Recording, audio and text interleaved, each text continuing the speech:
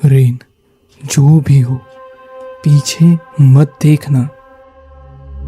ये लफ्ज सुनते ही रेन वहीं रुक गया। उसने पहली बार दादाजी की आवाज में इतना डर महसूस किया था। कुछ ही सेकंड पहले तक दोनों गांव के बाहर राइस फील्ड के पास टूटी हुई लकड़ी की फेंस ठीक कर रहे थे। मौसम बिल्कुल नॉर्मल था।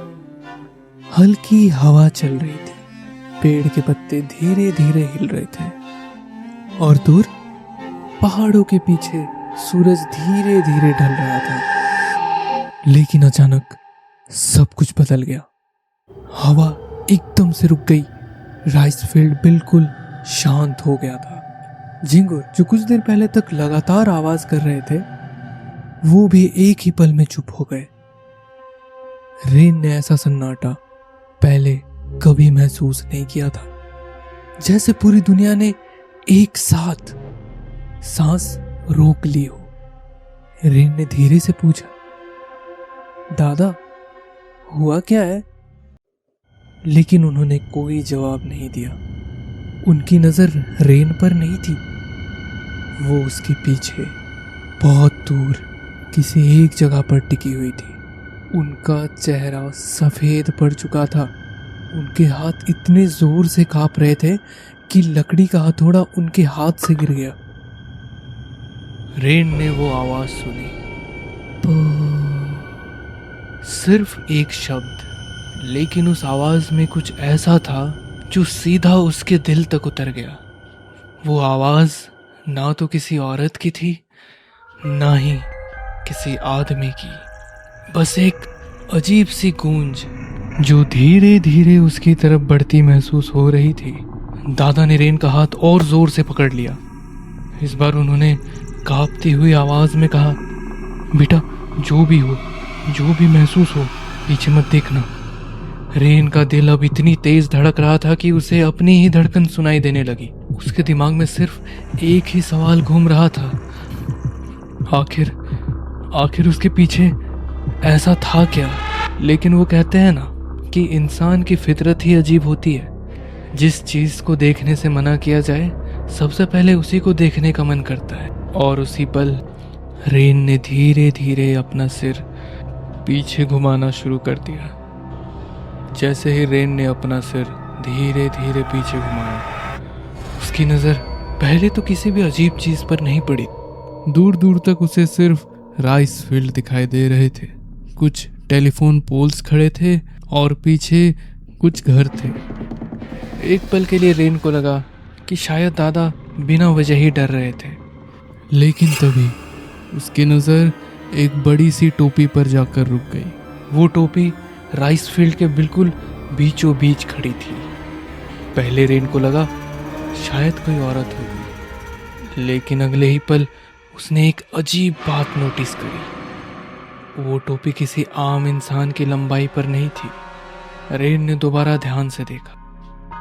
टोपी के नीचे लंबे काले बाल धीरे धीरे हिल रहे थे।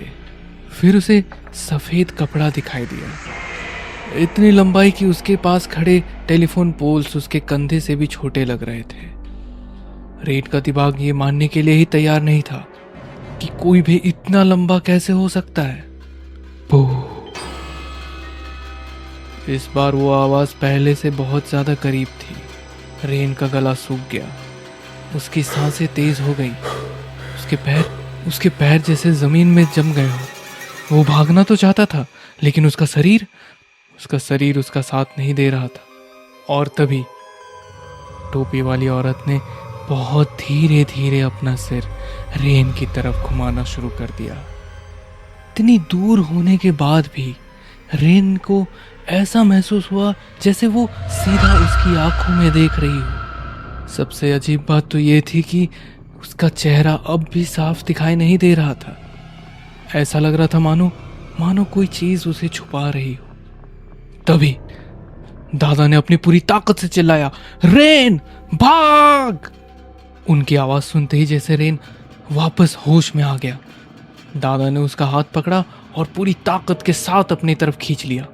दोनों बिना एक पल रुके खेत से भागने लगे। रेन का दिल बेकाबू होकर धड़क रहा था। लेकिन भागते हुए भी उसके कानों में सिर्फ एक चीज गूंज रही थी।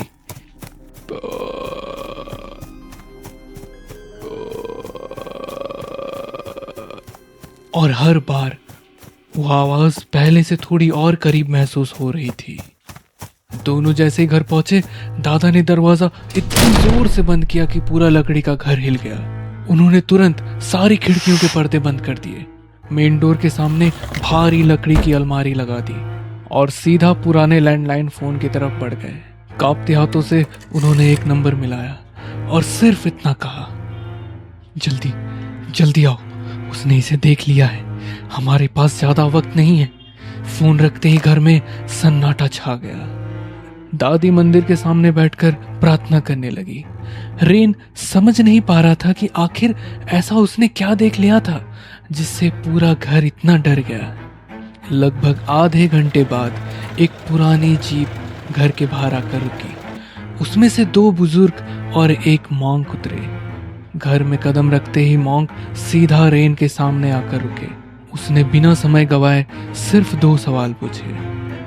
क्या तुम्हें उसकी आवाज सुनाई दी थी? रेन ने हाँ में सर हिलाया। क्या उसने तुम्हारी तरफ देखा था? रेन ने फिर हाँ में सर हिलाया। मॉन्क कुछ सेकंड तक चुप रहा, फिर उसने सिर्फ इतना कहा, आज रात घर की कोई भी खिड़की नहीं खुलेगी। उसी पल घर के बाहर फिर वही आवाज सुनाई दी।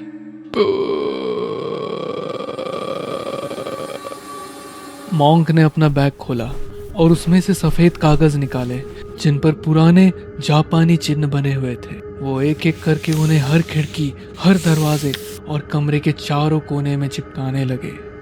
पूरे घर में इतना सन्नाटा था कि कागज चिपकाने की आवाज भी साफ सुनाई दे रही थी। फिर मॉन्क रेन के सामने बैठा और बोला, अब मेरी हर बात ध्यान से सुनना, क्योंकि आज रात एक भी गलती तुम्हारी जान ले सकती है। पहला नियम, अगर तुम्हें बाहर किसी की भी आवाज सुनाई दे, चाहे वो किसी अपने की ही क्यों ना हो, उसका जवाब मत देना। रेन के चेहरे पर डर साफ दिखाई दे रहा था। मॉन्क ने बिना रुके दूसरा नियम बताया, आज रात खिड़की के बाहर गलती से भी मत देखना, क्योंकि कुछ चीजें तब तक अंदर नहीं आ सकती जब तक तुम उन्हें देखने की गलती नहीं करते। तभी घर के बाहर किसी के चलने की आवाज सुनाई देने लगी।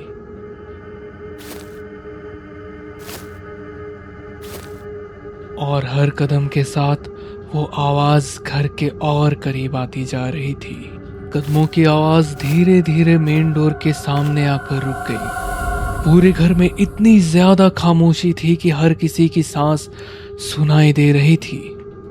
कुछ सेकंड तक बिल्कुल आवाज नहीं आई और तभी बाहर से दादा की आवाज सुनाई दी, रेन, रेन दरवाजा खोलो, मैं बाहर रह गया। रेन ने तुरंत अपने सामने बैठे दादा की तरफ देखा। दादा तो उसके पास ही बैठे थे। अगले ही पल बाहर से दादी की आवाज आई, रेन, रेन मुझे बाहर मत छोड़ो।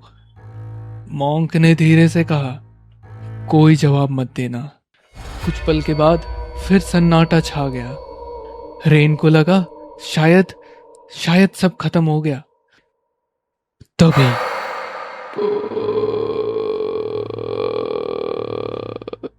इस बार आवाज बाहर से नहीं आ रही थी, बल्कि घर के अंदर से आ रही थी। रेन ने घबराकर पूरे कमरे में नजर दौड़ाया। सब लोग अपनी जगह पर बैठे हुए थे। फिर दोबारा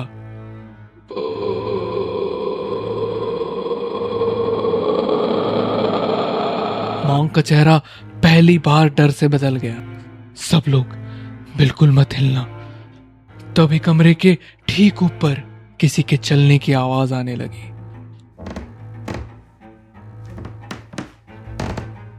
रेन ने ऊपर देखना चाहा, लेकिन मॉन्क ने उसका कंधा कसकर पकड़ लिया। सोचना भी मत, अगर तुमने उसे ऊपर देख लिया तो वो तुम्हें भी देख लेगी।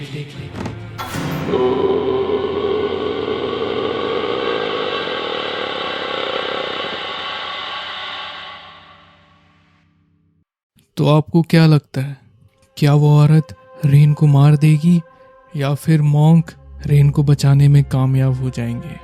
देखते हैं अगले एपिसोड में। इस वीडियो का लाइक एम 150 लाइक्स है।